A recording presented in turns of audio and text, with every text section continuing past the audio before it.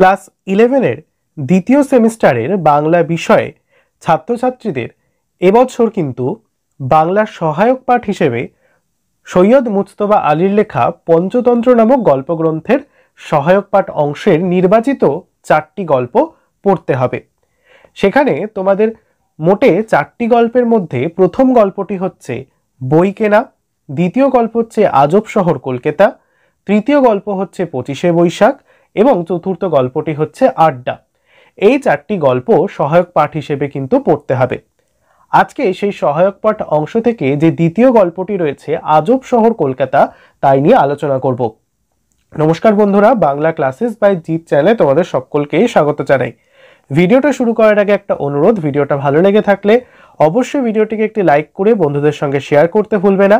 চ্যানেলে যদি নতুন হয়ে থাকো তাহলে অবশ্যই চ্যানেলটিকে সাবস্ক্রাইব করে পাশে থাকা বেল আইকনটি প্রেস করে চ্যানেলের সঙ্গে থাকবে। আলোচনার শুরুতেই আমি বলে রাখি, তোমাদের পর্ষদের তরফ থেকে যে টেক্সট বই অর্থাৎ সাহিত্যানুশীলন এই বইটি দেওয়া হয়েছে, সেখানে কিন্তু এই আজব শহর কলকাতা প্রবন্ধটি আংশিকভাবে ছাপানো রয়েছে। সম্পূর্ণ প্রবন্ধটা কিন্তু তোমাদের পাঠ্য বইতে দেওয়া নেই। তাই পর্ষদ কিন্তু তাদের ওয়েবসাইটে একটি বিশেষ লিঙ্কের মাধ্যমে সেই সম্পূর্ণ গল্পটা পিডিএফ আকারে প্রকাশ করেছে।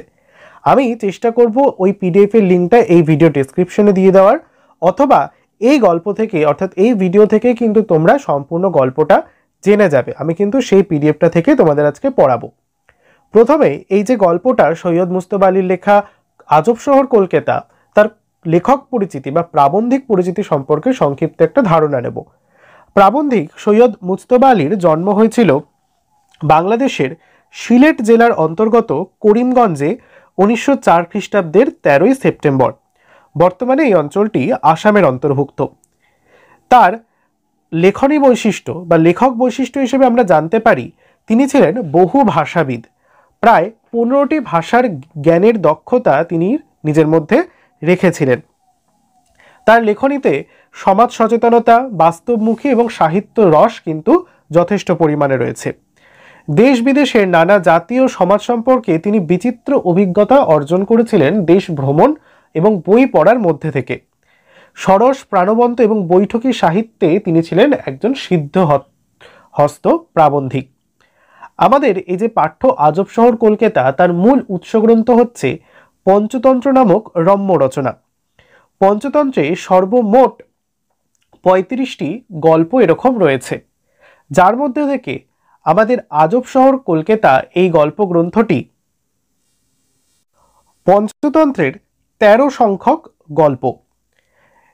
প্রথমে পঞ্চতন্ত্র সম্পর্কে একটু ধারণা নেব আমরা। পঞ্চতন্ত্র সৈয়দ মুজতবা আলীর লেখা একটি রম্য রচনামূলক গল্পের গ্রন্থ।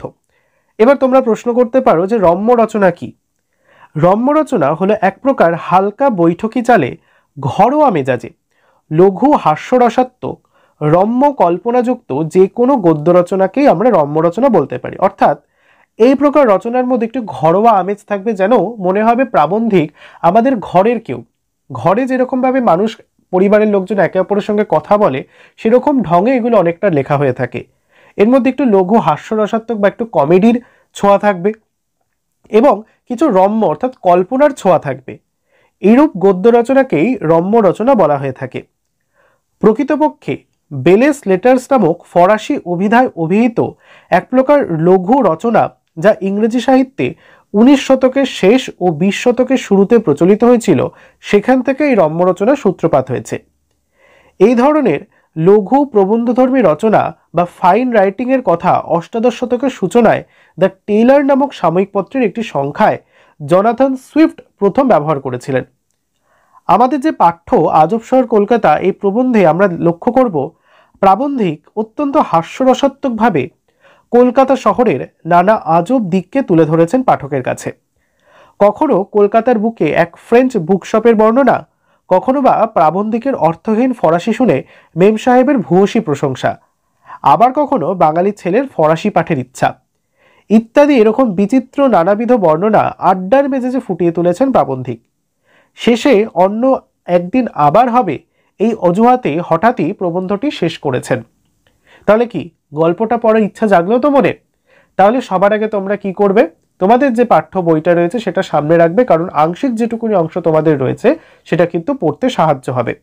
তাহলে চলো মূল আলোচনার দিকে আমরা এগিয়ে যাই। দেখো, আজব শহর কলকাতা ছোটবেলা থেকে শুনে আসছি, বুড়ো হতে চললুম তবু তার প্রমাণ পেলুম কমই। কি বলছেন প্রাবন্ধিক? প্রথমেই প্রাবন্ধিকের মনে হয়েছে তিনি ছোটবেলা থেকে অনেক শুনে আসছেন এই কলকাতা শহরের আজগুবি ঘটনা সম্পর্কে, কিন্তু বুড়ো বয়স পর্যন্ত তার বিশেষ কোনো প্রমাণ তিনি পাননি। তাই তিনি একখানা প্রামাণিক প্রবন্ধ লিখব ভাবছি, এমন সময় নামলো জোর বৃষ্টি। সমীরণে পথ হারানোর বেদনা বেজে উঠল, কারণ যদিও পথ হারায়নি তবু সমস্যাটা একই। অর্থাৎ তিনি মনে করলেন যে ঝোড়ো হাওয়ায় তছনছ যেন চারিদিক হয়ে গেছে। সেরকম সময় যেমন মানুষ পথ হারিয়ে যায়, তেমন সীমাহীন বেদনার অনুভব করলেন। যদিও পথ হারাননি তবুও যেন মনে হচ্ছে সেই পথ হারানোর বেদনা এবং এই বৃষ্টির মধ্যে থাকার বেদনাটা যেন একই। তার কারণ কি? ছাতা নেই, বর্ষাতি নেই, ট্রামে চড়বার মতো তাগদও আর নেই। বাস মাথায় থাকুক, ট্যাক্সি চড়তে বুক কচকচ করে। কাজেই বাড়ি ফেরার চিন্তার বেদনাটা পথ হারানোর মতোই হলো। এমন সময় সপ্রমাণ হয়ে গেল আজব শহর বা কলকাতা আজব শহর। সামনে দেখি বড় বড় হরফে লেখা ফ্রেঞ্চ বুক শপ। অর্থাৎ এখানে বোঝাতে চেয়েছেন যে ছাতা বা বর্ষাতিহীন অবস্থায় ট্রামে চড়ার মতো যখন তার কোনো তাগদ নেই, তখন ট্যাক্সি চড়তেও পয়সার অভাবে তিনি ভুগছেন। এই সংকটকালে প্রাবন্ধিকের অবস্থা হলো পথ হারানো এক হতবুদ্ধি মানুষের মতো। এই বৃষ্টি সন্ধ্যায় তিনি হঠাৎ চোখের সামনে দেখলেন একটা ফ্রেঞ্চ বুক শপ, এবং তখনই যেন তার কাছে এই বিষয়টা পরিষ্কার হয়ে গেল যে কলকাতা শহরটা বড়ই আজব। খেয়েছে নিশ্চয়ই কোনো ফরাসি পথ হারিয়ে কলকাতায় এসে পড়েছে, আর যে দুটি পয়সা ট্যাকে আছে তাই খোয়াবার জন্য ফরাসি বইয়ের দোকান খুলেছে। বাঙালি প্রকাশকরা বলেন, শুধু ভালো বই ছাপিয়ে পয়সা কামানো যায় না, রদ্দি উপন্যাসও গাদা গাদা ছাড়তে হয়। কথাটা যদি সত্যি হয় তবে শুধু ফরাসি বই বেচে এ দোকানে মুনাফা করবে কি প্রকারে? তাই আন্দাজ করলুম এই ফ্রেঞ্চ বুক শপ বোধ হয় হাতির দাঁতের মতো, শুধু দেখাবার জন্য। চিবোবার জন্য দাঁত রয়েছে অন্য, লুকোনো। অর্থাৎ দোকানের নাম বাইরে যদিও ফ্রেঞ্চ বুক শপ, ভেতরে গিয়ে পাবো অন্য মাল, খুশবয়, সাঁঝের পীর, লৌধ্ররেণু, ওষ্ঠরাগ প্রভৃতি। অর্থাৎ তিনি মনে করছেন প্রাবন্ধিক যে এই যে এখানে ফ্রেঞ্চ বুক শপ তিনি দেখতে পেলেন, তার মনে অত্যন্ত খটকা লাগলো যে কলকাতা শহরের মতো একটা বাঙালি অঞ্চলে, বাঙালি রাজ্যে একটা ফ্রেঞ্চ বুক শপ, ফরাসি দেশের বুক শপ অর্থাৎ বইয়ের দোকান। তিনি মনে করলেন এই প্রকাশক হয়তো নিশ্চয়ই কোনো লাভ করবেন না, লোকসানই হবে তার।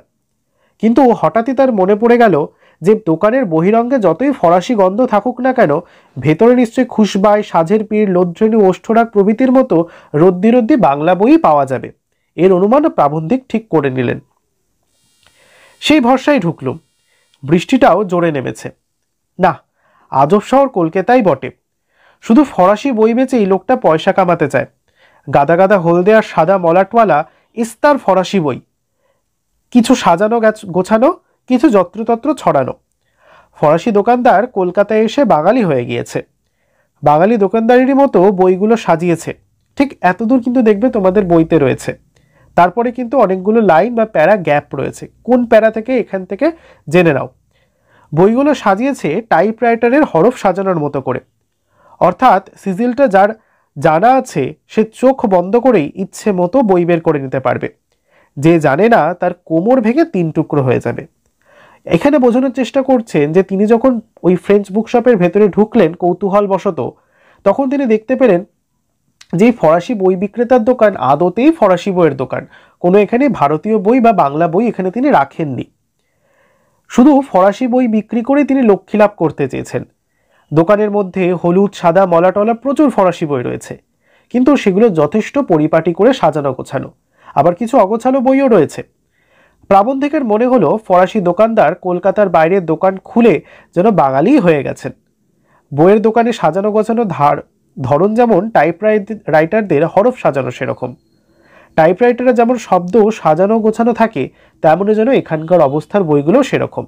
তাই যে ব্যক্তি সিরিজ জানে যে কোথায় কোন বইটা রাখা রয়েছে তার খুঁজতে খুব সুবিধা হবে, কিন্তু যে ব্যক্তি সিরিজ জানে না তার কিন্তু একদম খুঁজতে খুঁজতে কোমর ভেঙে যাবে। ফুটফুটে এক মেম সাহেব এসে ইতিমধ্যে ফরাসি হেসে দাঁড়িয়েছেন। পরশুরামের কেদার চাটুর্যেকে আমি মুরব্বি মানি। তারই ভাষায় বললুম, সেলাম মেম সাহেব। মেম সাহেব ফরাসিতে বললেন, আপনার আনন্দ কিসে, অর্থাৎ কি চাই মেরেছে। ফরাসি ভাষা কবে সেই প্রথম যৌবনে বলেছি সে কথাই স্মরণ নেই, গোটা ভাষাটার কথা তো বাদই দিন। এই প্যারাটার মধ্যে বোঝানোর চেষ্টা করছে, দোকানের ভিতরের অবস্থা দেখে প্রাবন্ধিক খেয়াল করলেন এক মেম সাহেব এসে দাঁড়িয়েছে, তার কিছু লাগবে কিনা সেই বিষয় জানতে। মেম সাহেব দেখতে বেশ মুরব্বি গোছের, বেশ ভালো গোছানো পরিপাটি করা তার গড়ন। যদিও পরশুরামের কেদার চাটুর্যে, পরশুরামকে রাজশেখর বসু, তার অনবদ্য একটি চরিত্র সৃষ্টি হচ্ছে কেদার চাটুর্যে। তাকে লেখক মুরব্বি বলেই মানেন, কারণ কি তিনি এরকম ফরাসি নারীদের সঙ্গে বেশ ওঠা বসা ছিল তার। মেম সাহেবের প্রত্যুত্তরে মুজতবা আলী ফরাসি ভাষায় খুব একটা কিছু বেশি বলতে না পেরে চুপ করে থাকলেন, কারণ ফরাসি ভাষা শিক্ষা তবে তিনি করেছেন সেটা বহু আগে, দীর্ঘদিন অনভ্যাসের কারণে তার সে কথার স্মরণ নেই, তিনি সেই জিনিসটা প্রায় ভুলেই গেছেন। জার্মান ভাষায় একটি প্রেমের গান আছে। গানটি কি? দিয়েন মন্দ স্যাগাট নিয়েন অ্যাবের দিয়েনে অ্যাগুয়েন সাজেনা যা, অর্থাৎ তোমার মুখ বলছে না নো, কিন্তু তোমার চোখ দুটি বলছে হা হা। সৈয়দ মুজতবা আলী এখানে কথা প্রসঙ্গে উল্লেখ করলেন জার্মান ভাষায় একটি প্রেমের গান আছে, যার বাংলা করলে দাঁড়ায়, মুখে না বললেও চোখের সম্মতিতে আছে হ্যাঁ হ্যাঁ। কিন্তু ফরাসি জার্মানির দুশ্মন। জার্মান যা করে ফরাসি তার ঠিক উল্টো করাটাই জাত্যাভিমানের কৈবলানন্দ বলে ধরে নিয়েছে। তাই মেম সাহেব যতই মুখে ইয়েস ইয়েস বলেন, ততই দেখি তার চোখে স্পষ্ট লেখা রয়েছে না নো, অর্থাৎ মেম সাহেব আমার ইংরেজি বুঝতে পারছেন না। মহা মুশকিল। প্যারাটার মধ্যে বোঝানো হয়েছে ফরাসি ভাষা জার্মানির বিপক্ষ, দুজনের কার্যাবলী হচ্ছে বিপ্রতিম, একে অপরের অপ্রতিদ্বন্দ্বী তারা। তাই বুকশপের মেম সাহেবের মুখে ইয়েস বা সম্মতির চিহ্ন ঝুলিয়ে রাখলেও তার অন্তরের আকুতি কিন্তু আসলে না। এর দিক থেকেই বলা চলে প্রাবন্ধিকের মনে হয়েছে দোকানের মেম সাহেব ইংরেজি বুঝতে অক্ষম, তাই একটা কথা বুঝতে না পারার আভাস থেকে যায় তার চোখে। হঠাৎ কখন ফরাসি রাজদূত মসিও ফ্রাসিয়া পসের নাম উচ্চারণ করতে গিয়ে বোধহয় কিছুটা ফরাসি বেরিয়ে পড়েছিল। আর যাবে কোথা, মেম সাহেব আদেশ দিলেন, মসিয়ে ফরাসিতে কথা বললেই পারেন। এমন সময় ফ্রেঞ্চ বুকশপের মেম সাহেব যখন মুজতবা আলীকে বলল না বলে ফরাসিতে কথোপকথন চালিয়ে যেতে বললেন, তখন যেন প্রাবন্ধিকের বাঙালি সাজাত্যাভিমানে আঘাত লাগলো। তাই তিনি বলছেন, বাঙালির জাত্যাভিমান বড্ডই আঘাত লাগলো। স্বীকার করতে যে যদিও ফরাসি ভাষাটা কেঁদে কুদিয়ে পড়ে নিতে পারি, বলতে গেলে আমার অবস্থা ডডনং হয়ে দাঁড়ায়। এখানে বিশেষ কিছু টিকা তোমায় জানতে হবে। প্রথমে আমরা কার কথা জানলাম? মসিও ফ্রাসোয়া পসে। ইনি হচ্ছেন ফ্রাসোয়া পসে,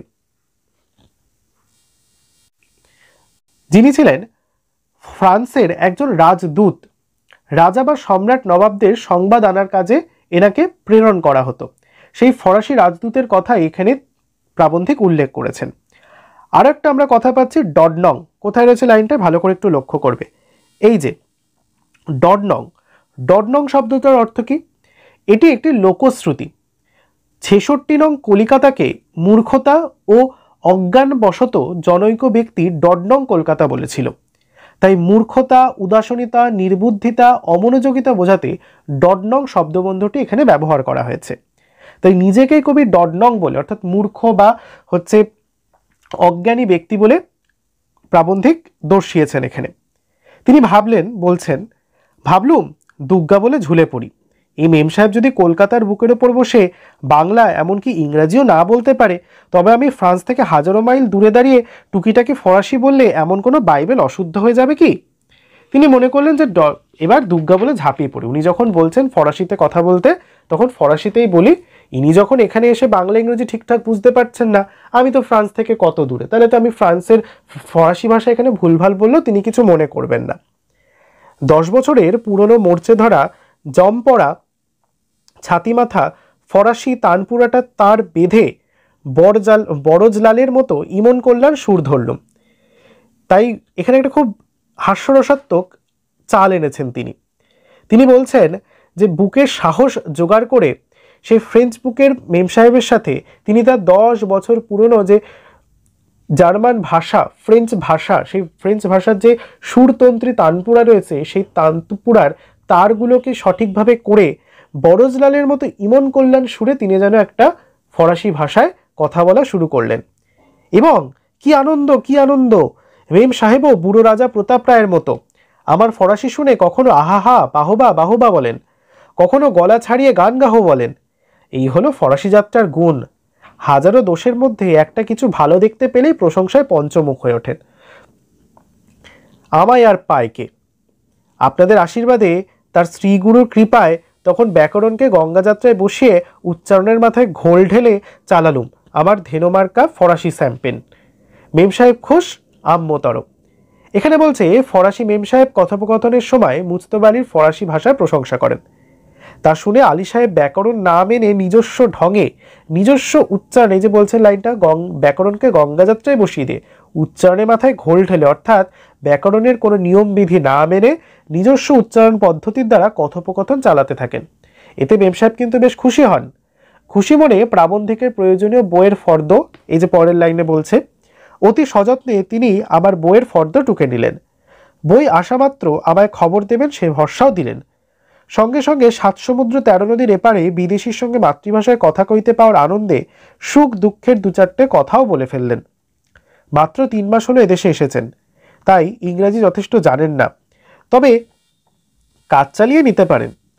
বইয়ের দোকান তার নয়, এক বান্ধবীর। তার অনুপস্থিতিতে শুধুমাত্র ফরাসি ভাষা ও সাহিত্যের প্রচার কামনায় দোকানে এসে বসেছেন। তুলসীদাস বলেছেন, পৃথিবীর কি অদ্ভুত রীতি, সুরি দোকানে জেকে বসে থাকে আর দুনিয়ার লোক তার দোকানে গিয়ে মদ কেনে।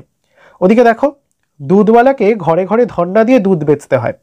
এখানে খুব সুন্দর একটা তুলসীদাসের একটা কোট লাইন তিনি এখানে টেনেছেন। সেই ফ্রেঞ্চ বুক শপকে নিয়েই তিনি যখন কথা বলছেন, তখন বলছেন যে সুরি অর্থাৎ যিনি মদ বিক্রেতা, তিনি মদের দোকানে জাকিয়ে বসে থাকেন এবং সেখানেই তার খরিদ্দাররা এসে ভিড় করে, অথচ দুধওয়ালাকে নিজের তাগিদে ঘরে ঘরে গিয়ে দুধ বিক্রি করতে হয়। সমাজের এই ধ্রুব সত্য বই বিক্রির ক্ষেত্রেও সত্য। অর্থাৎ দেখো, এই ফরাসি মেম সাহেব তার দেশ ছেড়ে বিদেশে এসে তার বই বিক্রির জন্য এসেছেন। এই মেম সাহেবের অবস্থাটাও যেন সেই গোয়ালার মতো, যিনি প্রত্যেকটা ঘরে ঘরে গিয়ে দুধ বিক্রি করছেন। অর্থাৎ বাঙালি মানুষ কিন্তু ঠিক বইয়ের কদর দিতে জানে না। বাঙালি মানুষ কেন, কোনো মানুষই যেন সঠিক বইয়ের কদর দিতে পারে না বলেই ফ্রেঞ্চ বুকশপ দোকান ফরাসিতে না থেকে, ফ্রান্সে না থেকে বাংলা এসে বই বিক্রি করছে। বুঝলুম কথা সত্যি। এতদিন পৃথিবীর লোক প্যারিসে জড়ো হতো ফরাসি বেচবার জন্য, সে কথা থাক। ইতিমধ্যে একটি বাঙাল ছোকরা দোকানে ঢুকে জিজ্ঞেস করলো, কমার্শিয়াল আর্ট সম্বন্ধে কোনো বই আছে কিনা। আমার মনে বড় আনন্দ হলো। বাঙালি তাহলে বেশ খানিকটা এগিয়ে গিয়েছে, ফরাসি ভাষায় কমার্শিয়াল আর্টের বই খুঁজছে। ততক্ষণে আমি একটা খাসা বই পেয়ে গিয়েছি। নুরনবর্গের মোকদ্দমায় যেসব দলিল দস্তাবেজ পাওয়া গিয়েছিল তাই দিয়ে গড়া হিটলারের চরিত্র বর্ণন। হিটলার সম্বন্ধে তার দুশ্মন ফরাসিরা কি ভাবে তার পরিচয় বইখানাতে আছে। এই বইখানার পরিচয় আপনাদের দেব বলে লোকটা লেখাটা শুরু করেছিল, কিন্তু গৌরচন্দ্রিকা শেষ হতে না হতেই ভোরের কাক কা কা করে ডেকে আত্মস্মরণ করিয়ে দিল, কলম ফুরিয়ে গেছে, আর একদিন হবে। এই লাইনটা বা এই প্যারাটা খুব গুরুত্বপূর্ণ আমাদের কাছে। আমরা দেখছি শেষ দিকে প্রাবন্ধিকের এই ভাবনার জগতে এক ধাক্কা দেয় বাঙাল ছোকরা। সে ফ্রেঞ্চ বুক শপ থেকে কিনতে চাইল ফরাসি ভাষার একটা কমার্শিয়াল আর্টসের বই। প্রাবন্ধিক ভাবলেন বাঙালি হয়তো চেতনার জগতে নতুন করে ঢেউ আনছে। মুজতবা আলী সেই সময় বই দেখতে দেখতে একটা নতুন আকর্ষণীয় বিষয়ের বই পেয়ে গিয়েছেন ততক্ষণে। অ্যাডলফ হিটলার সম্পর্কে ফরাসিরা কি ভাবতেন সেই পরিচয় সংবলিত একটি বই। নুরনবর্গের মোকদ্দমার যেসব দলিল দস্তাবেজ পাওয়া গিয়েছিল সেটি দিয়ে হিটলারের মূর্তি তৈরি হয়েছে। প্রাবন্ধিক এই বইটির পরিচয় দেবেন বলে বর্তমানে প্রবন্ধটি আমাদের কাছে লিখতে শুরু করেছিলেন, কিন্তু সেই সময় গৌরচন্দ্রিকাটাই এত বড় হয়ে গেল যে মূল অংশ আবার অন্যদিন লিখবেন বলে মনস্থির করলেন। অর্থাৎ আমাদের কিন্তু আজবসর কলকাতা যে প্রবন্ধ, সেখানে তিনি মূল আলোচনা করতেন কোনটা, হিটলারের বর্ণনা সম্পর্কে। কিন্তু আগে থেকেই যে গৌরচন্দ্রিকা অর্থাৎ এত বড় লেখাটা হয়ে গেছে, তাই আজকে আর বেশি বাড়াবেন না বলেই লেখার পরিধিটা, তাই জন্য তিনি মনস্থির করলেন। আবার তখনই তিনি অনুভব করলেন যে রাত শেষ হয়ে ভোরের কাক ডাকতে শুরু করেছে। অর্থাৎ সময় এবং কলমের কালি উভয়ই ফুরিয়েছে। এবার তুমি প্রশ্ন করতে পারো গৌড়চন্দ্রিকা কি? তাহলে তোমাকে জানতে হবে গৌড়চন্দ্রিকা কি। রাধাকৃষ্ণ বিষয়ক পদকীর্তনের প্রস্তাবনা বা ভূমিকা হিসেবে যে গৌরাঙ্গ বিষয়ক পদ গাওয়া হয় তাকে গৌড়চন্দ্রিকা বলা হয়। যে কোনো দেখবে পালা কীর্তনের আগে এই গৌড়চন্দ্রিকা বা নিমাই বা নিতাই এদের বর্ণনা করে পালা কীর্তন শুরু করা হয়। পালা কীর্তনের প্রারম্ভে বা শুরুর দিকে লীলা প্রবেশক গৌরাঙ্গ বিষয়ক গীতকেই বলা হয় গৌড়চন্দ্রিকা। এই স্তরের শ্রেষ্ঠ কবি হলেন আমাদের গোবিন্দ দাস কবিরাজ। আলোচ্য প্রবন্ধে ভূমিকা অর্থে গৌড়চন্দ্রিকা শব্দবন্ধটি তিনি ব্যবহার করেছেন।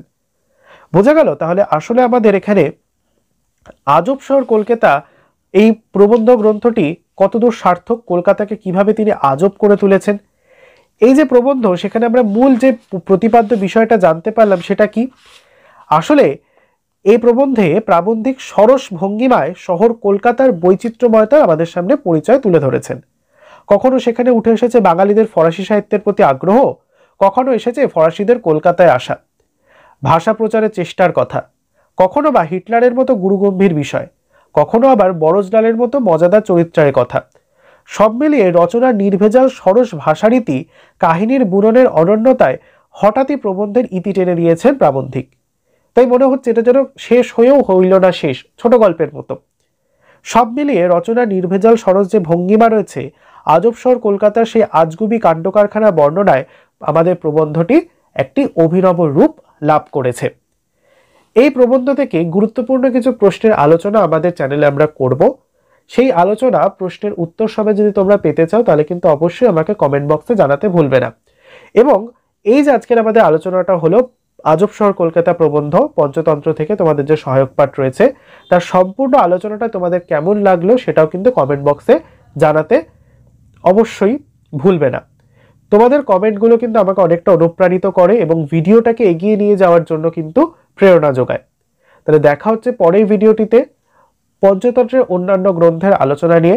ইতিমধ্যে কিন্তু আমাদের চ্যানেলে তোমাদের বাংলা বইয়ের 3টে কবিতা, ভাব সম্মেলন, লালন শাহ ফকিরের গান, নুন কবিতা, গল্প ছুটি এবং আগুন নাটকের 2টো পর্বে সম্পূর্ণ আলোচনা কমপ্লিট করা হয়েছে। এবার আমরা পঞ্চতন্ত্রের দিকে এগোচ্ছি।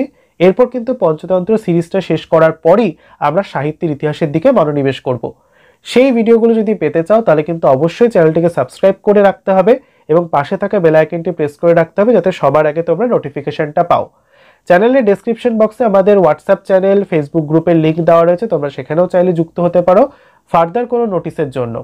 আজকে ভিডিওটা তাহলে এখানেই শেষ করছি, দেখা হচ্ছে পরের ভিডিওটিতে। সকলে ভালো থেকো, পড়াশোনা করতে থেকো, টাটা।